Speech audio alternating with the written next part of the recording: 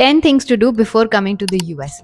Collect your transcripts and mark sheets, sealed and signed. Get semester wide mark sheets too, not just the final degree. You might need them for TA or RA positions or job applications.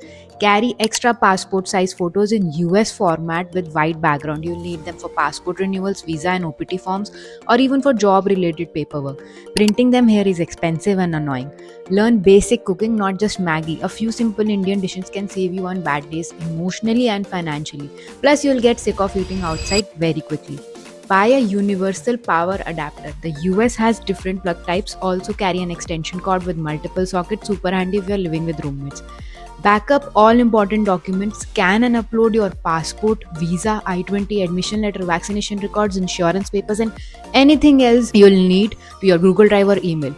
Carry some USD cash and a Forex card. Don't depend on your Indian debit or credit card working everywhere on day one. You'll need money immediately for groceries, SIM card, or a cab fare.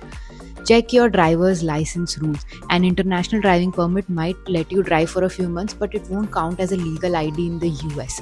So don't depend on it for identification.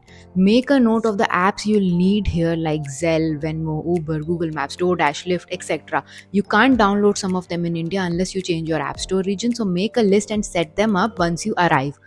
Close bank accounts you don't need anymore. Once you become an NRI, rules change for your Indian bank accounts. It's easier to simplify things before you move. Also, close any credit cards or brokerage accounts you won't use, otherwise, you'll stuck paying annual fees or dealing with compliance issues later.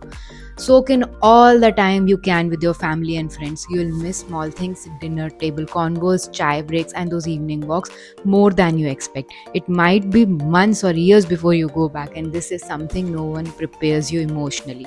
And if this helped you even a little, follow for more real unplugged content about living in the US as an international student.